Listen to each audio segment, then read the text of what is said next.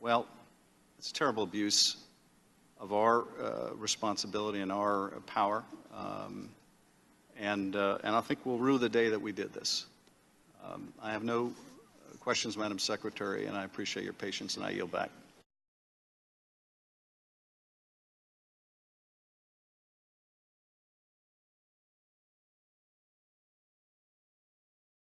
Gentleman from California is recognized. Well, Madam Secretary, I don't know how you're doing, but I'm exhausted. If we stay here much longer, you're going to have to take that 3 a.m. phone call from the committee room. In fact, your testimony has not only gone on longer than both of your prior testimonies to the House and Senate combined, but I don't know if pleased is the right word, but I'm able to inform you that your testimony now has gone on longer than all the other hearings that we have held combined. But in the interest of full disclosure, we haven't done very much.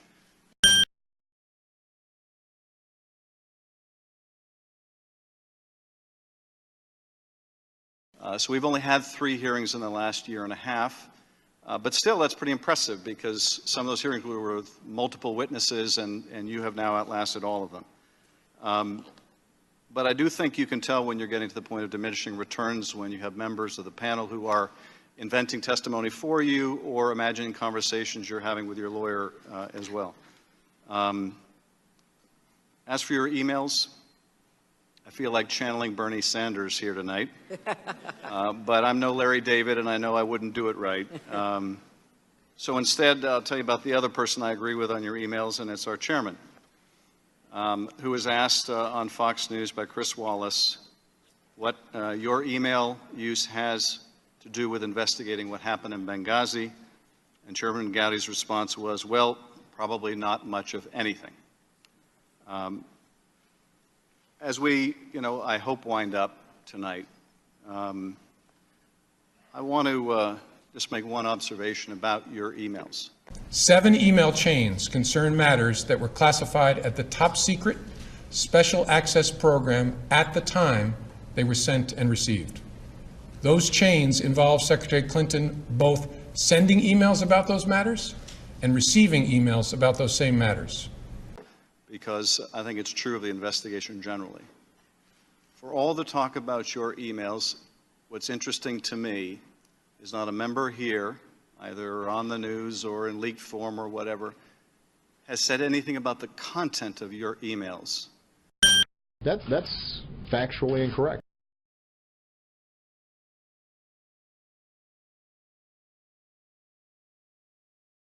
That add any insight to what we already know.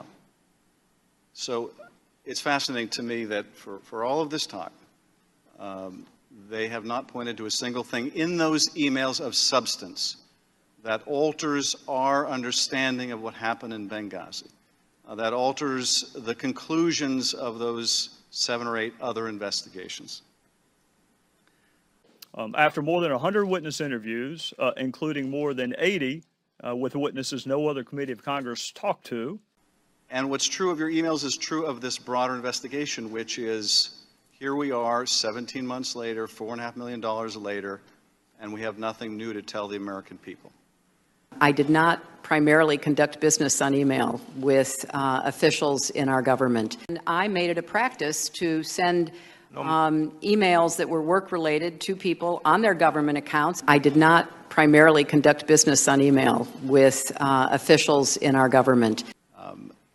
I have struggled to find something to ask you tonight that hasn't already been asked an infinite number of times, an infinite number of ways.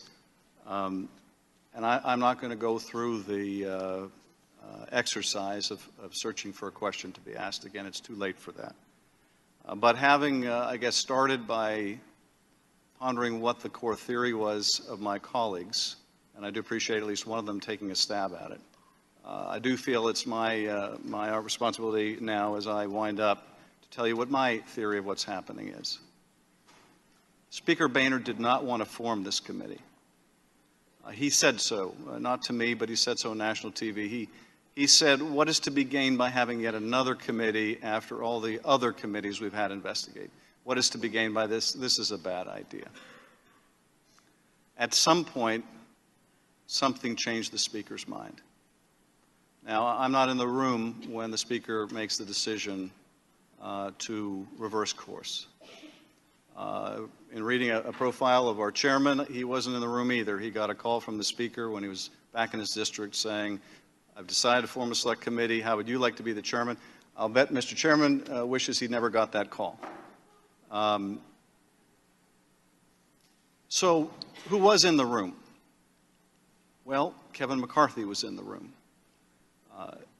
There is nobody better situated to know why this committee was formed, or why the Speaker changed his mind than the Speaker's number 2, Kevin McCarthy. So with all due respect to our chairman, who says, shut up. What are you babbling about? Other members, you don't know what you're talking about. I'd have to say, actually, the one person who does know what he's talking about was Kevin McCarthy. So that's why I think we're here. And it would be one thing if it was that comment in isolation. It'd be another if we didn't have one of their own team, a GOP investigator who's going to vote for whoever the Republican nominee is. He tells us proudly, saying the same thing. What are you babbling about? But it's the way we've conducted ourselves that is the most compelling evidence that that's the only object here. I mean, I think we've seen amply tonight in the questions. There's very little interest in what actually happened. There's not much interest in how we can prevent it in the future, but there's a lot of interest in trying to score points against you tonight. Everybody, I think, on this side of the podium is hoping they're the one that does the gotcha that makes the news.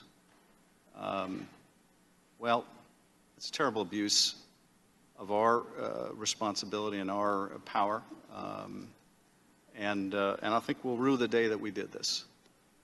I have no questions, Madam Secretary, and I appreciate your patience, and I yield back.